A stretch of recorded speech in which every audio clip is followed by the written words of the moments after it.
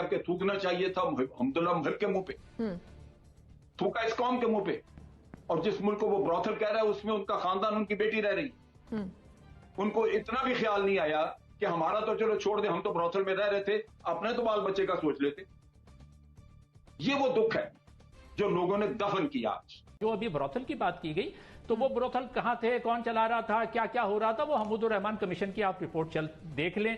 General रियाया Khan की कहानियां किसी से ढकी छुपी नहीं है, वो देख लें आप। तो अब ये इस तरह से कह देना कि गंद एक तरफ था, गंद हर जगह था, गंद हर जगह था, उस गंद को निकालने की जरूरत है। पूरे माशरे को की तस्वीर की सफाई की जरूरत है। जनरल मुशर्रफ ने जो डॉलर लिए अमेरिका से, जो खिदमत की 9 साल, वो डॉलर कहां गए, मुझे ये बताइए आप। मेरी बात सुन लें, मैं मुशर्रफ का भी जवाब दे नहीं हूं, लेकिन बहरहाल जवाब दे दूंगा आपके तसल्ली के लिए।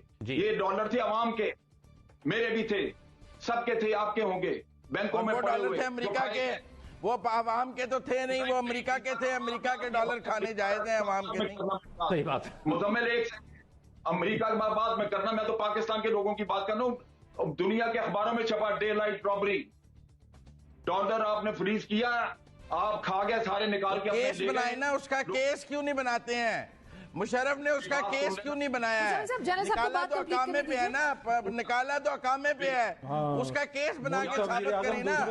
आपने तो अकामे पे निकाला है नवाज शरीफ को, मतलब आप उसको उस रॉबरी पे निकालते तो हम मान लेते कि वो रॉबरी हुई है। फिर अखबारी खबरों पे उसको चोर आप देना चाहते हैं।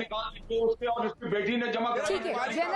जैनब साहब कता कलामी की माफी चाहूंगी, मुझे अतर काज़मी साहब की जाने भी बढ़ने। मुजम्मिल साहब, अतर काज़मी साहब, आप क्या समझते हैं, आप क्या कहेंगे इस पर, और क्या इन इंतखाबात के बाद पाकिस्तान तहरीक इंसाफ जो है वो मकबूल तरीन जमात साबित? मुजम्मिल सोहरवर्दी साहब देखें, स्ट्रेटेजिक डिज़ाइंस की बात की और फिर कहा गया कि तालिबान की मिलिट्री हिकमत अमली बहुत खूबसूरत है, बड़ी कामयाब है, पहले ये कर रहे हैं। तो हमें ये भी देखना चाहिए कि इसी हफ्ते दिल्ली में Afghan army chief, US secretary of state और इंडियन ऑफिशियल्स इकट्ठे बैठकर एक ट्राइका इस लड़ाई का हल निकाल रहे हैं। पहले भी इंडिया ने वहाँ अशरफ गनी को सपोर्ट किया है, असला दिया है, सब कुछ दिया है। हम अभी तक अशरफ गनी की हुकूमत को जायज़ हुकूमत मान रहे हैं। वैसे तो हम कहते हैं कि मुहिब जो है वो रॉ का एजेंट है, लेकिन हम उनकी हुकूमत को जायज़ हुकूमत मानते हैं। उनके एम्बेसडर को मिन्नतें करके पाकिस्तान में रखने की कोशिश करते हैं। जब वो इंटरनेशनल फोरम पे अशरफ गनी पाकिस्तान पर इल्ज़ाम लगाते हैं तो हम फिर उनको मनाने की कोशिश करते हैं, और साथ साथ हमारा तालिबान के लिए प्यार और मोहब्बत और इश्क भी अपने साथ साथ चल रहा है। ये दो किश्तियों का सवार है पाकिस्तान। एक तरफ अशरफ गनी को जायज़ हुक्मरान मान रहा है, दूसरी तरफ तालिबान की जीत की गीत गा रहा है। तो ये मुझे कोई काबिल अमल, या तो आप आज सुबह कह दें कि हम अशरफ गनी की हुकूमत को जायज़ हुकूमत नहीं मानते हैं, वो अफगान अवाम की तर्जुमान नहीं है, हम उसको नहीं मानते, उनके सफ़ीर को निकाल दें और कहें कि जब वहाँ को जायज़ हुकूमत आएगी तो हम उसका सफ़ीर रखेंगे। एक तरफ आप उनकी हुकूमत को जायज़ हुकूमत भी मानते हैं, दूसरी तरफ तालिबान की स्ट्रेटजीज़ को, उनकी लड़ाई को भी जायज़ करार देते हैं। हालात, मैं ये क्यों कह रहा हूं कि ये हालात खराबी की तरफ जा रहे हैं, इसलिए कि देखें ये मैंने पहले भी कई दफ़ा मैं ये कह चुका हूं कि अगर तालिबान ये इस गलतफहमी में हैं, या खुद पाकिस्तान प्राइम मिनिस्टर वहां कह चुके हैं उज़्बेकिस्तान में कि इन्हें फतह नजर आ रही है और अब वो क्यों मुज़ाकरात करेंगे, ये मेरे ख्याल है ठीक अप्रोच नहीं है। इसका पाकिस्तान को भी नुकसान होगा। इसलिए होगा कि हमें ये बिल्कुल क्लियर इस बात को समझना चाहिए कि अगर वहां काबुल में, अफगानिस्तान में इनकी हुकूमत आ भी जाती है तालिबान की, और अगर हमें इस तरह से देखा जाता है कि हम इन तालिबान की ओपनली सपोर्ट जैसे पहले करते रहे, अब भी अगर हम कर रहे हैं, तो ये इंटरनेशनली हमारे लिए अच्छा नहीं होगा। बैन अक़वामी तौर पर ये बात हमें माननी चाहिए कि तालिबान का मसला उनकी सोच है, वो माशरे को पीछे ले जाने वाली कंजर्वेटिव, कदामत पसंद, पसमानदा सोच के लोग हैं। उसको आप फिर काबुल पे अगर मुसल्लत करेंगे तो दुनिया इसको नहीं मानेगी।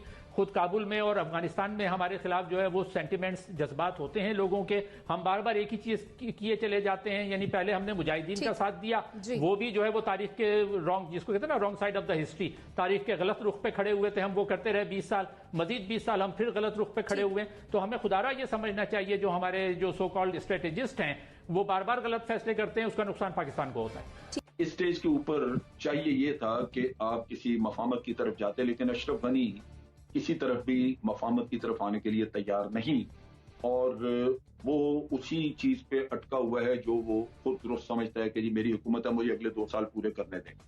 तो इस वजह से ये तनाज़ा रहेगा, اور بالآخر یہ لوگ سرنڈر کرنا شروع کریں گے، کیونکہ ہو سکتا ہے یہ مسئلہ 1.5 سال چلتا رہے اور جب تک کہ ان کی اپنی رسد و رسائل ختم ہو. اب دیکھیے کہ باہر کے انہوں نے پوائنٹس جو ہیں وہ طالبان نے کنٹرول کر لیے ہیں. پاکستان کے ساتھ جو لنک ہے، ایران کے ساتھ لنک ہے، وہ انہوں نے کنٹرول کر لیا. اور جب آپ باہر سے کوئی رسد و رسائل نہیں آنے دے رہے تو افغانستان تو لینڈ لاک کنٹری ہے، وہ ڈیپینڈنٹ ہے پاکستان کے اوپر، ایران کے اوپر اور نارتھ میں جو ملک ہیں ان کے اوپر. تو یہ آہستہ آہستہ ایک اسٹریٹجی ہے طالبان کی کہ وہ ان کو بے دست و پا کریں گے اور پھر اندرونی طور پہ حکومت کے خلاف وہاں پہ بغاوتیں اٹھنی شروع ہوں گی اور ان کو کوئی مذاکرات کرنے پڑیں گے.